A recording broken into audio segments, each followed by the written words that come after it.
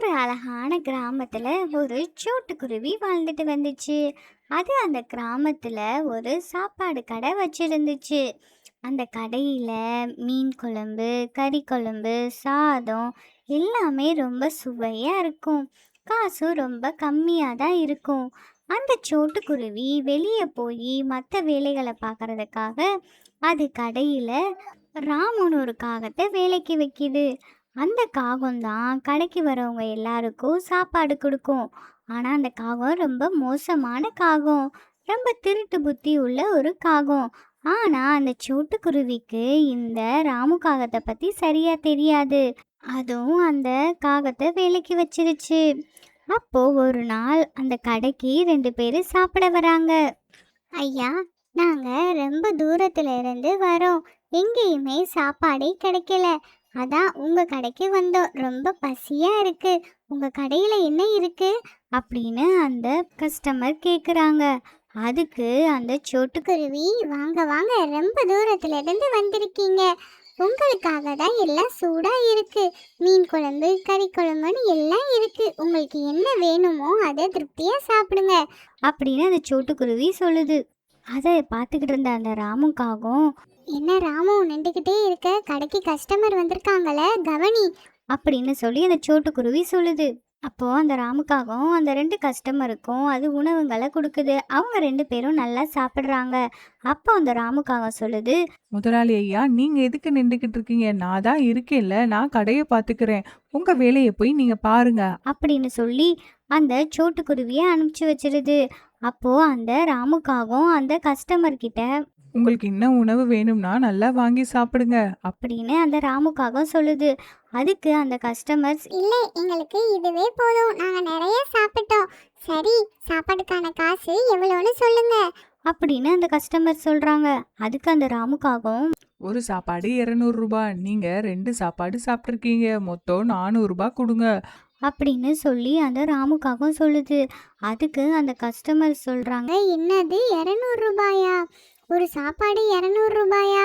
இந்த கடையில உணவுலாம் ரொம்ப கம்மியா இருக்கும்ல ஊருக்குள்ள சொன்னாங்க. அதனால தானே நாங்க இங்க வந்து சாப்பிட்டோம். நீங்க என்ன இவ்வளவு விலை சொல்றீங்க அப்படின்னு சொல்றாங்க. அதுக்கு அந்த ராமுக்காகவும், உங்களால அந்த பணத்தை கொடுக்க முடியலனா இந்த ஹோட்டல்ல இருக்கிற வேலைகள் எல்லாத்தையும் நீங்க பாருங்க, பாத்திரத்தெல்லாம் விலைக்கு போடுங்க, அப்பதான் நீங்க கொடுத்த காசு கழியும் அப்படின்னு அந்த ராமுக்காகவும் சொல்லுது. அதுக்கு அந்த கஸ்டமர் சொல்றாங்க, எதுக்கு இவங்க கிட்ட நம்ம வம்பளத்துக்கிட்டு, பேசாம அவங்க கேட்குற காசையே கொடுத்துருவோம் அப்படின்னு சொல்லிட்டு அவங்க 2 பேரும் அந்த காசை கொடுக்குறாங்க. இப்படி அநியாயமா காசை பிடுங்குறீங்க, இதெல்லாம் ரொம்ப அநியாயம் அப்படின்னு சொல்லிட்டு அவங்க 2 பேரும் அங்கேருந்து கிளம்பிடுறாங்க. அப்போ அந்த ராமுக்காகவும் ரொம்ப சந்தோஷமா இருந்துச்சு. ஏன்னா ஒரு சாப்பாடோட விலை 100 ரூபாய் தான். ஆனால் அது ஒரு சாப்பாடோட விலை 200 ரூபான்னு சொல்லி அவங்க 2 பேருக்கிட்டேயும் 2 சாப்பாட்டுக்கு 400 ரூபா வாங்குச்சு. அதில் அதுக்கு 200 ரூபா லாபம் வந்துருச்சு. அதை நினச்சி அது ரொம்ப சந்தோஷப்படுது. ஓனர் இல்லாதப்போ நம்ம இப்படி சம்பாரிச்சாதான் உண்டு, ஓனர் இருந்தா நம்மனால வாங்க முடியாது. அந்த பக்கம் அந்த சோட்டுக்குருவி அவங்க அம்மாவை பார்க்கறதுக்காக போகுது. அவங்க அம்மா, என்ன சோட்டு, வந்தே ரொம்ப நாளா ஆச்சு. பிஸ்னஸ் பிஸ்னஸ் ஹோட்டல்னு சொல்லி நீ இந்த பக்கம் வரவே மாட்டேங்கிற. அம்மாவெல்லாம் இப்பெல்லாம் கண்டுக்கவே மாட்டேங்கிறேல. சரி சொல்லு, நீ எதுக்காக இந்த பக்கம் வந்த? அப்படின்னு அவங்க அம்மா கேக்குறாங்க. அதுக்கு அந்த சோட்டுக்குருவி, அம்மா, என்னோட ஹோட்டலோட நிலைமை ரொம்ப மோசமாயிருச்சுமா. கையில பணமே இல்லை. அதனால தான் உங்ககிட்ட ஏதாச்சும் பணம் இருக்குமான்னு கேட்டு வாங்கிட்டு போகலான்னு வந்தேம்மா.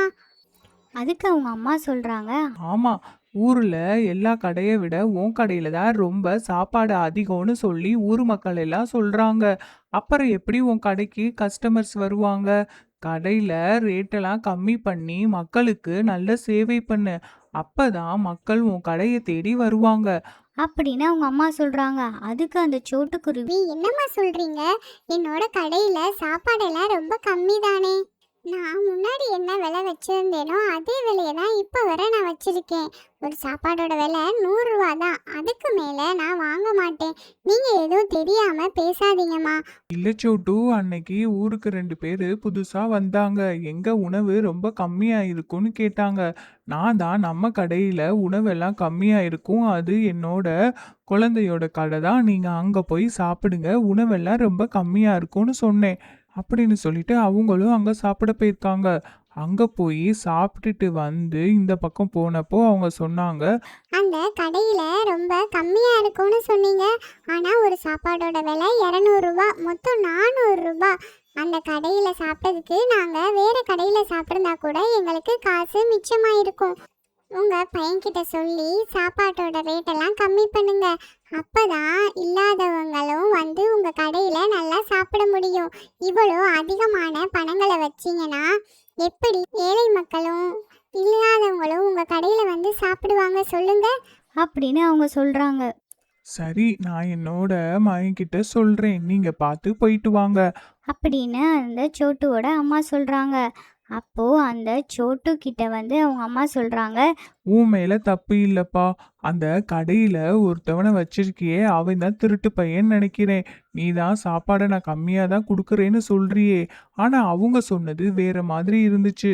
நீ எதுக்கும் கடையில கவனமா இரு. நம்ம கிட்ட ஒரு காசை கொடுத்துட்டு அந்த கஸ்டமர்ஸ் கிட்ட காசை வாங்கி திருட்டுத்தனம் பண்றான் போல. இந்த மாதிரி திருட்டு பயல்கள் எல்லாம் கடையில வச்சேனா நம்ம பேரும் கெட்டு போயிரும், வியாபாரமும் நடத்த முடியாது. அதனால நீ கடைக்கு போய் அதை கவனி. அப்படின்னு அவங்க அம்மா சொல்கிறாங்க.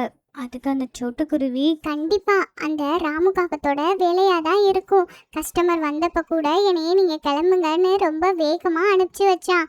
அப்பயே எனக்கு சந்தேகம் இருந்துச்சு. சரி, நானு அந்த ராமு காக்கத்தை போய் என்ன பண்றேன்னு பாருங்க. அப்படின்னு சொல்லிட்டு அந்த சோட்டுக்குருவி அங்கேருந்து கிளம்புது. சோட்டு கடைக்கு வந்து, ராமு காகமே, நீ என்ன வேலை பண்ணிட்டு இருக்க? கடைக்கு வர கஸ்டமர் கிட்டலாம் உணவோட ரேட்டை ரொம்ப அதிகமா வச்சு அதை நீ எடுத்துக்கிறியா? இந்த திருட்டு வேலையெல்லாம் எவ்வளோ நாளாக நடக்குது சொல்லு. என்னடா, நான் கடைக்கு ஆளே வரலையேன்னு ரொம்ப வருத்தத்தில் இருந்தேன். ஆனால் இப்போ தானே தெரியுது உன்னோட திருட்டு வேலையெல்லாம். ஒழுங்கு மரியாதையா இந்த கடையிலிருந்து நீ காலி பண்ணிடு அப்படின்னு சொல்லுது. அதுக்கு அந்த ராமுக்காகவும், என்ன முதலாளி ஐயா, நீங்க இப்படி சொல்றீங்க? நான் அந்த மாதிரி தப்பெல்லாம் பண்ணல. அதுக்கு அந்த சோட்டுக்குருவி, நீ எதுவும் பேச வேணாம், உன்னைய பற்றி எல்லாம் எனக்கு தெரியும், நீ கிளம்பு அப்படின்னு சொல்லி அனுப்பிச்சி வச்சிருது. இந்த கதை மூலியமா நம்ம என்ன தெரிஞ்சுக்கிறோன்னா, நம்பிக்கையாக ஒருத்தவங்க நம்மக்கிட்ட ஒரு வேலையை கொடுக்கும் பொழுது அவங்களுக்கு நம்பிக்கை துரோகம் நம்ம பண்ணக்கூடாது. இந்த ஸ்டோரிஸ் உங்களுக்கு பிடிச்சிருந்துச்சுன்னா நம்ம சேனலை மறக்காமல் லைக் பண்ணி சப்ஸ்கிரைப் பண்ணிடுங்க. பாய்.